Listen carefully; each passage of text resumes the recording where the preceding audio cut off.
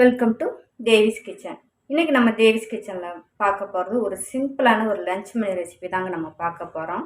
ரொம்பவே ஈஸியாக, இது பிகினர்ஸ் கூட டக்குன்னு இந்த வெயில் காலத்தில் அதிக நேரம் அடுப்பில் நிற்க பயப்படுறவங்க கூட இந்த லஞ்ச் மெனு டக்குன்னு நமக்கு ரெடி பண்ணலாங்க. டேஸ்ட்டாகவும் இருக்கணும், ஆனால் சுருக்கணும் இருக்கணும், டைமும் நமக்கு சேவ் ஆகணும். இந்த லஞ்ச் மெனு நீங்கள் பார்க்கலாங்க, ரொம்பவே ஈஸியாக செஞ்சுட்டு போயிடலாங்க. அந்த மாதிரி லஞ்ச் மெனு ரெசிபிஸ் தான் நம்ம பார்க்க போகிறோம் தேவிஸ் கிச்சனில். வாங்க வீடியோக்குள்ளே போயிடலாம். வீடியோக்குள்ளே போகிறதுக்குன்னா தேவிஸ் கிச்சனை சப்ஸ்கிரைப் பண்ணுங்கள், சப்போர்ட்டு பண்ணுங்கள். இப்போ வாங்க நம்ம வீடியோக்குள்ளே போயிடலாம். நீங்கள் ஃபஸ்ட்டு நீங்கள் வீடியோவை பார்த்துட்டு வந்தீங்களாக்கு லாஸ்ட்டில் என்ன சொல்லியிருக்கேன்னு உங்களுக்கு புரியுங்க. வீடியோ ஃபஸ்ட்டு பாருங்கள், எப்படி எதை செய்யணும், எதை லாஸ்ட்டில் செய்யணும், நான் எண்டில் நான் சொல்லியிருப்பேங்க லாஸ்ட்டில். உங்களுக்கு அந்த மாதிரி செய்யும்போது ரொம்பவே யூஸ்ஃபுல்லாக இருக்குங்க லஞ்ச் மெனு. இது மாதிரி சிம்பிளான லஞ்ச் மெனு ரெசிபிஸ்லாம் போட்டிருக்கேன், பாருங்கள். இன்னும் வேணுனாலும் கமெண்டில் கேளுங்க. நான் அந்த மாதிரி வீடியோ ரொம்ப சிம்பிளாக எவ்வளோ கொடுக்க முடியும் அந்த மாதிரி உங்களுக்கு நான் கொடுக்குறேங்க. கமெண்டில் கேளுங்க. இப்போ வாங்க நம்ம வீடியோக்குள்ளே போயிடலாம். ஃபஸ்ட்டு நம்ம முட்டையை வேக வச்சு எடுத்துக்கலாங்க. அதுக்கு நான் ஒரு 3 முட்டை எடுத்திருக்கேன்.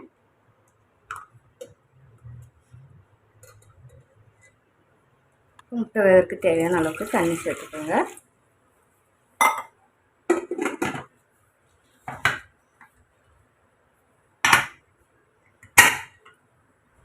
இப்போ ஸ்டவ் ஆன் பண்ணி குக்கரை ஏற்றியாச்சுங்க. ஒரு விசில் விட்டு எடுத்துக்கிடலாம் முட்டையை. ஒரு விசில் போடுங்க, அதுக்கு மேலே வைக்காதீங்க. இப்போ சோயா வறுவலுக்கு ஸ்டவ் ஆன் பண்ணி தண்ணி கொதிக்கும். இப்போ நம்ம சோயாவை சேர்த்துக்கலாம். முட்டையும் நமக்கு ஒரு விசில் விட்டு இறக்கியாச்சு. இப்போ தண்ணி நல்லா கொதிக்கிறதுங்க, நான் சோயாவை சேர்த்துக்கலாம்.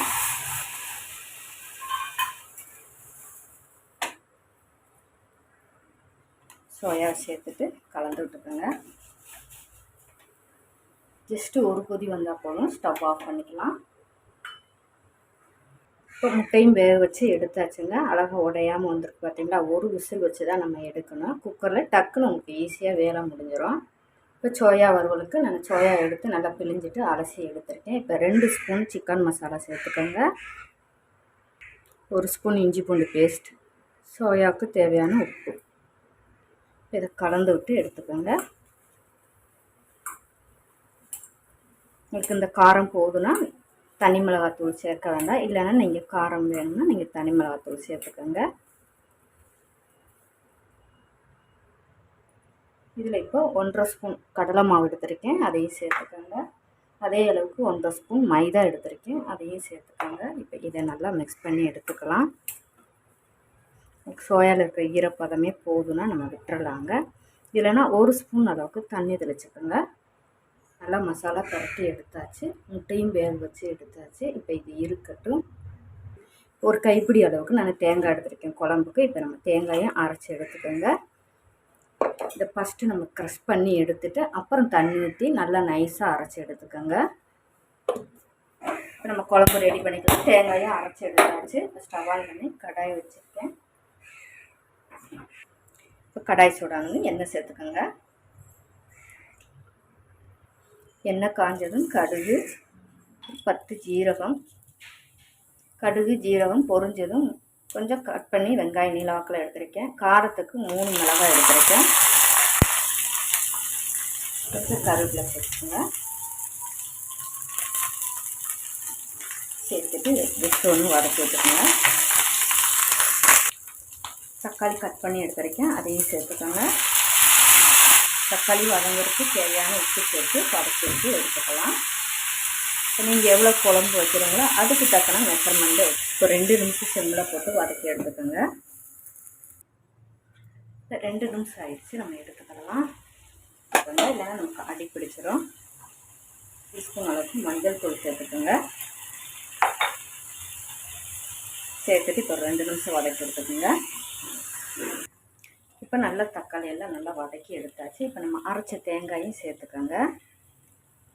நம்ம இன்றைக்கி பொடி ஒன்றுமே போடலை, ஒரு சிம்பிளான ஒரு முட்டை குழம்பு தான் நம்ம வைக்கிறோம். டக்குன்னு ஒரு சாதம் அடித்ததும் ஒரு குழம்பு, ஒரு வறுவல் ரெடி பண்ணி சாப்பிடலாம். இப்போ ஹை ஃப்ளேமில் வச்சுக்கோங்க. வச்சுட்டு கலந்து விட்டுக்கோங்க. தேங்காய் ஊற்றணும், நமக்கு அதிக நேரம் கொதிக்க வேண்டாம், அதுவும் பார்த்துக்கோங்க.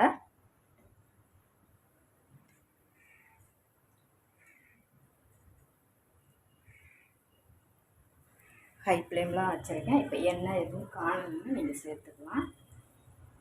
நான் இன்றைக்கி தேங்காய் எண்ணெயில் தான் வச்சுருக்கேன். உங்களுக்கு எந்த கையில் இருக்கோ அதை எடுத்துக்கோங்க. இப்போ நம்ம இந்த டயத்தில் நம்ம முட்டை வேக வச்சோம் பார்த்திங்கன்னா அதையும் சேர்த்துக்கோங்க.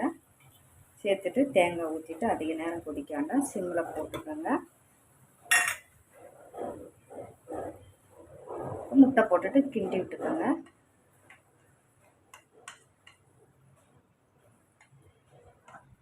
உடஞ்சிடாமல் ஒரு செகண்டு மூடி போட்டுக்கலாம்.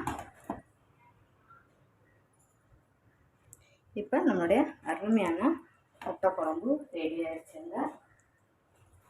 இன்றைக்கி நம்ம டக்குன்னு செய்யக்கூட ஒரு 15 நிமிஷம் கூட ஆகாது, அந்த மாதிரி முட்டை குழம்புலாம் பார்த்துருக்கோம். இப்போ இதை நம்ம இறக்கிக்கலாம்.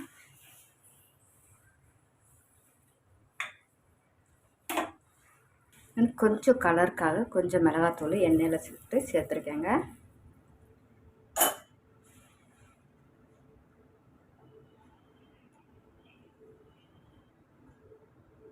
இப்போ சோயா வறுவலுக்கு ஒரு கடாய் வச்சுருக்கேன். இப்போ நம்ம எண்ணெய் சேர்த்துக்கலாம்.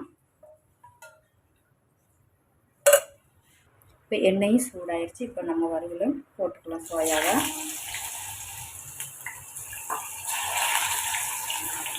வறுவல் பண்ணும்போது தீ குறைச்சி வச்சுக்கோங்க. இப்போ இந்த சைடில் நம்ம திருப்பிக்கலாங்க.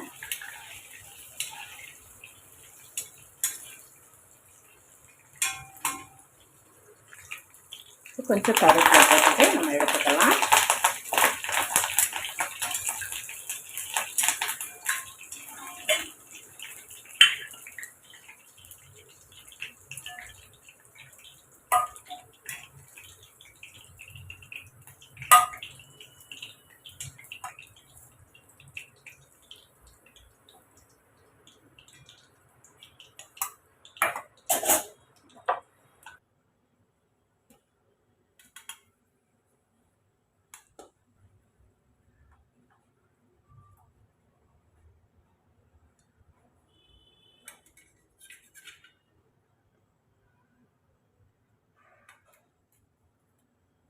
இன்றைக்கி நம்ம ரொம்பவே சிம்பிளான ஒரு லஞ்ச் மெனு ரெசிபி தாங்க இன்றைக்கி நம்ம தேவிஸ் கிச்சனில் பார்த்துருக்கோம். ரொம்பவே உங்களுக்கு யூஸ்ஃபுல்லாக இருக்கும்னு நான் நினைக்கிறேங்க. பிகினர்ஸ் கூட இந்த இது செய்யலாங்க.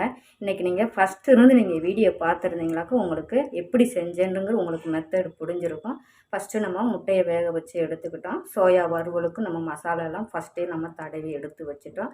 அப்போ நமக்கு குழம்பு சாதம் வெந்து வரும்போது நமக்கு மசாலா நல்லா அந்த சோயாவில் ஊறி இருக்கும்.